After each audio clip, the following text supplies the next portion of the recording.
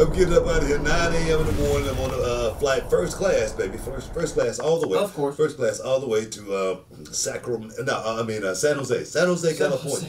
And getting ready for the big show, Payback. It's going to be an awesome show. I'm looking forward to it because since coming back, you know, I never went anywhere. Don't call it a comeback. I've been here for years. You know, something like that. You know, suckers in fear. Yeah, exactly. I don't want to call it a comeback or anything like that, but definitely being back, right in the middle of things. Best seat in the house. Monday Night Raw, right there on the stage now. You know, a little bit further away from the action, even though stuff can still happen. You gotta move quick.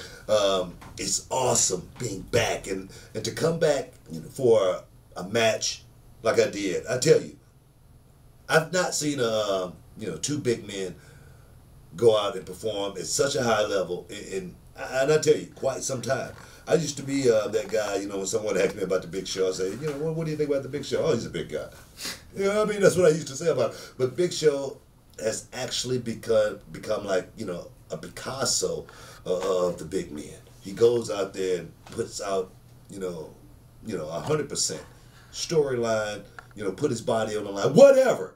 You know, a guy that's been in the business now for, you know, coming up on 20 years. You got to give him a whole lot of props going out there with Braun Strowman. You know, the ring actually collapsing.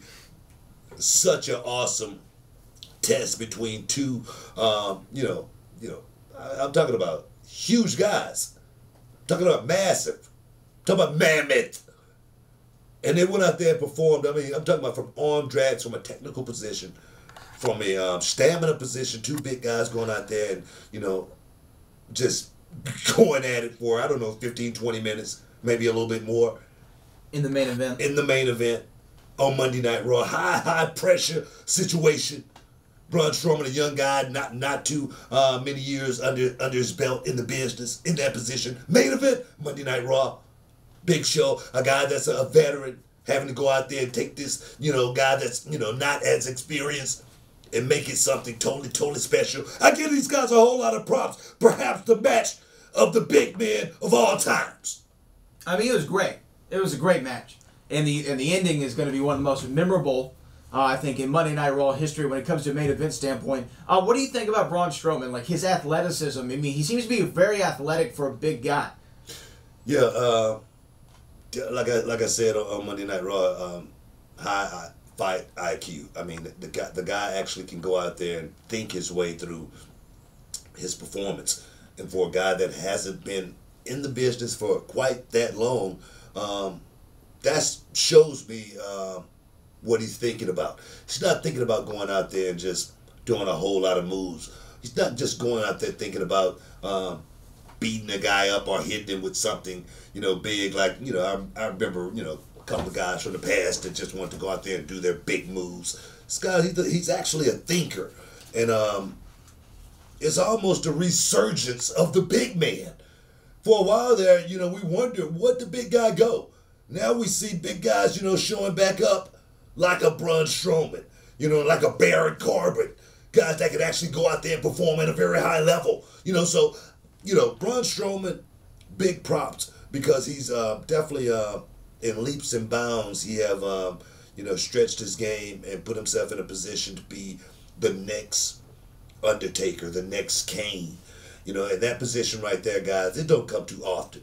You know, guys don't get that position, you know, every but once in a blue moon. Yeah. It's one of those spots that come along and it's like the Undertaker 20, 30 years later, you know, it changed hands, you know what I mean? It's like a dictatorship in a certain sense, you know what I mean? So Braun Strowman, young guy, 30, I think, something like that, putting himself in position to be the next monster of this business. Yeah, I think he's great. And I also thought your return a couple weeks ago to commentary was great. I gotta know, how did it come about? Who called you? Who said, hey, Book, you're going to be back on the booth? And what was your initial reaction? Well, I work under a team, and the leader, you know, of that team right now is Michael Cole. Michael Cole, he gave me the call, and he said, hey, Book, we got you know, we got something for you. I'm like, what's that? You know, we need you back on commentary for, no, they actually asked me if it was possible for me to actually come back. And I'm like, come on, man, you're kidding me, right? That's something you asked me, you know what I mean? Of course I'm going to be there. That's my job. You know, I actually had other responsibilities. I had a trip Australia. I had a trip to Qatar that I had to cancel. But when duty calls, that's what it's all about. For, you know, 26 years, I've been that guy that you know, even when I'm late, I'm always on time. You know, that's what it's all about. If you call me and it's my job, I'm going to be ready to go out there and get it done. Sick, tired, torn, ragged, worn. That's what the business is all about. And it was one of those things where I always say, preparation is the only luck you're ever going to have. So, am I prepared for that job? You know, I don't know. But I got to make sure come Monday night, I better be prepared. That's why I'm working on it right now. This new octave, you know, trying to make sure I blend in with Michael Cole with those guys. You know, those guys are soft. You know what I mean? Their voices don't. Their voices don't carry. You know, Michael Cole's soft. You said it. I didn't. Corey Graves too. You know, these guys are soft. You know what I mean? So for my voice to actually be able to blend in, I'm gonna actually have to do that work. It's almost like having a good match. You know, you can't go out there and just, you know, get all of your stuff in and not get, you know, your opponents, you know, good stuff in at the same time. If you don't beat anybody, you beat no one. You know what I mean? So I got to go out here and make sure if we're going to play, man, if I'm going to play with Michael Cole, if I'm going to play with Corey Graves, I got to make sure I'm playing on an even playing field. Now, this is a question that I always see people want to ask every commentator. So I'm going to ask you now, since you're back on the booth, you're going to be at Payback tomorrow night. Boom. Does anyone come into your ear and tell you certain things to say? You know, like a certain, you know, maybe 70-year-old plus Irishman. You're talking about Mr. McMahon. I'm talking about Vince. So does Vince McMahon, you know, does he ever come in your ear? Mr. McMahon, he has come in everyone's ear once and there and again. You know, and that's what it's all about. Is, you know, great coaches can see from the outside looking in.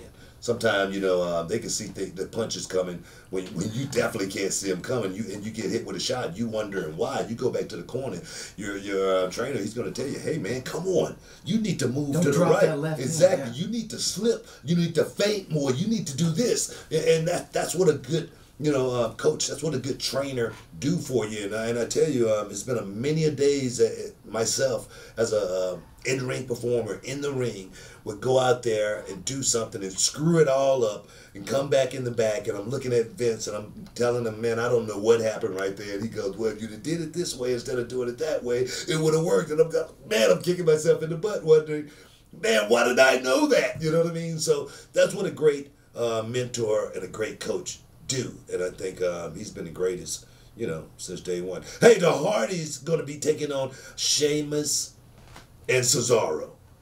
That right there, I was talking about that match. I was actually talking about the Hardys making their walk to the ring, and I was thinking about, you know, the nostalgia of the Hardys. You know, you could actually feel it in the arena. You could actually almost cut it with a knife. You know when something special is in the ring and around you. And when the Hardys made their walk out, I tell you, man, it was an electric feeling in the arena. Yeah. I mean, how do you think it is for them to be back? You know, I mean, they were guys, you know, you've done that before, right? Where you left, and when you came back, the reaction was just, you know, something that maybe one of the biggest reactions of your career. Big pop. Yeah. Road Warrior pop. 87.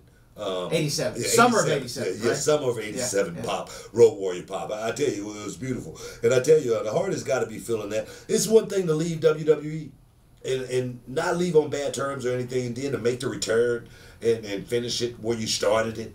It's something special about that. And you know, the Dudleys, you know, the Hardys, you know, myself, Kurt, yeah, I was gonna say Kurt Angle. You know, exactly. You know, guys like that truly are deserving of everything they get. And I tell you, the Hardys right now, WWE Tag Team Champions, and I tell you, they're doing a hell of a job.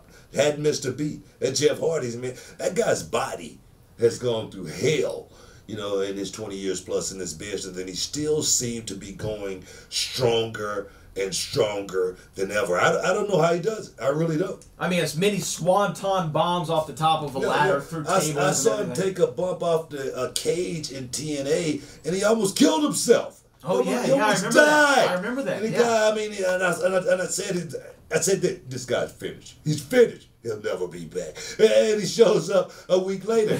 That's what Jeff Hardy is all about. Hey, guys, I got a caller on the line. He want to talk some Klitschko. Hey, you know what? I want to talk some Klitschko. Hey, back in a minute. Heat the conversation.